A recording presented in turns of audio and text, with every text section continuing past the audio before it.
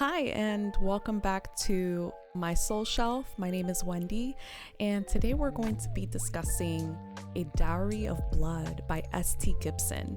And I read this one on my Kindle, and it was on Kindle Unlimited at the time of this video, and I decided to give it a try. I thought it was going to be a dark romance, romantasy, and it ended up gutting me. So this book doesn't flat out say that it is about Dracula. However, I pieced it together once I kept reading.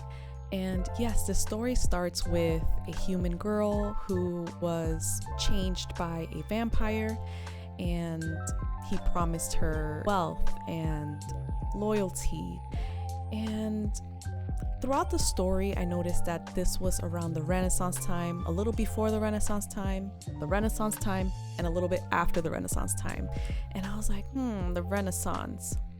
Dracula. The book doesn't flat out say it's Dracula. The book referred to him as the Lord. But the Dowry of Blood isn't just about Dracula. It's about the slow rot of control that he had, the quiet ache of being silenced, the rage that eventually follows once you break free. This book gutted me. Let's talk about it. So this book is not your typical book. When I first started reading it, I was like, oh, okay. And this is about one of the wives of Dracula. Her name was, or is, Constanta. And Constanta was a name given to her by Dracula, and he promised her many things. I mean, she was dying in the beginning and he kind of saved her, but at what cost? Throughout this book, Constanta talks about her journey from being this human girl in the village and then meeting Dracula to eventually becoming his wife.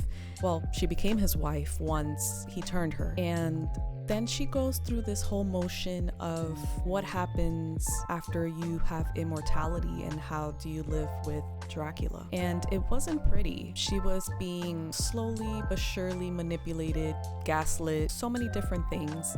And Dracula was just kind of love bombing her at some points and then going back to his grumpy old self. And I say grumpy is a loose term for what his rage was. So throughout the book, obviously Dracula wants to have more wives and husbands. Constanta was apprehensive about it. She's like, I thought I was the only one. In this book, it was kind of different than any other book that I read because this was a letter from Constanta to Dracula.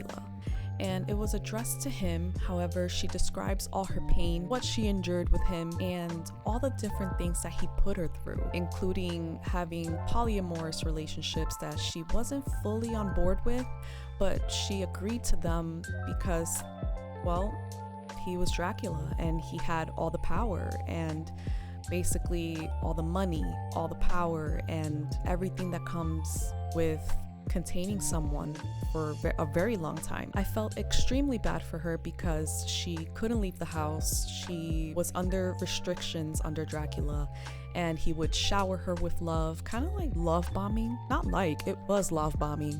And this love bombing came, and then all of a sudden he would be mad at something that she did. He later on introduces more of like a polyamorous relationship with other people. Constanta experienced a lot of things in this relationship, from manipulation to lies to so many different aspects of an unhealthy relationship. And when Dracula introduced the second wife, Magdalena, that's when things started picking up a bit. I am a straight woman, but this book had a very mild sensuality to it, like spice, but it wasn't like a porny spice. Obviously, we're looking through the eyes of Constanta, but it made me feel like questioning my sexuality for a minute. I'm married, but it was just, I was falling in love with the way Constanta kind of describe Magdalena and who she was as a woman, a strong woman, an aristocrat. She was such a smart political person and had so much to go for. Slowly but surely, Dracula just kind of drained the energy from both of them, would love bomb him, and then the next thing you know, he would get bad and then they would have to appease him.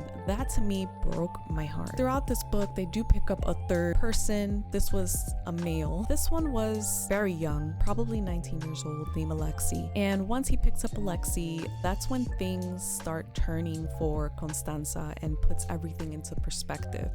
What I think about this book is so many people always question a person and judge a person that is going through DV. I've never been through DV. However, I always see comments under survivors that share their stories, and they always say, why didn't you just leave? Why didn't you just pick up and leave and leave everything behind? Your life is more important. But at the same time, Constanza was with this man for centuries, like centuries. It was so hard for her to leave. I mean, he had her by basically the balls. He had her financially cut out. I mean, he had the money, he had the power, he had pull. So many different people around the world making pulls and traveling. And if something went bad in a country, he was able to have the resources to move. She had nothing except for him. I think that's where he wanted her, period. I think that him isolating her from anything and anyone, he didn't want her to have friends. He didn't want her to have a social life with anybody else because of fear of, getting discovered that they're vampires. It is very hard to leave a situation like that. It's all she's known. She's trusted this man. Looking at it through her point of view kind of changes things. If you or anyone has been through DV or is looking to, for an out of a situation, I will link below some resources. You are not alone. If you are a survivor of DV, I am so sorry. No human, no woman, no man, or anyone deserves to be treated that way. So don't feel shame. You are safe here in my shelf, in my soul shelf. This is what it's about. It's about talking about experiences, talking about books. It is such a worthy read. This book I think has like a 4.5 stars. I would give it a 5-star just for the pure fact that you go on this journey with Constanza, writing this letter to Dracula about all the awful things that she had to endure, and not only her but the other wife and the husband, Alexei. And I think this is a worthy read. At the time of this video, it is available on Kindle Unlimited, and it is a very short read. It only took me about 2 days. This book reminded me that sometimes we don't recognize a cage until we're actually inside of it. I've stayed in spaces, beliefs. A Dowry of Blood tells us that any type of love, romantic, or anything along those lines shouldn't ask for our voice to be payment. Love shouldn't enclose you, and that freedom is so sacred. Even if you're willing to burn for it, freedom shouldn't be difficult in a relationship. A Dowry of Blood is about reclaiming your story. It's gothic, it's gorgeous, but also a surviving anthem. If you've ever been in a love that twisted itself around your ribs and called it devotion, this book will definitely crack you open. If this resonates with you, I would love to have you here. My name is Wendy once again. This is my soul shelf. Everyone is welcomed here. In the comment section below, if you've read A Dowry of Blood, what did you think of it? Was it a good read for you? And if you haven't picked it up, is this something that interests you? And if so, leave it in the comment section below. Don't forget to like, subscribe to support my channel. Thank you so much, and see you next time.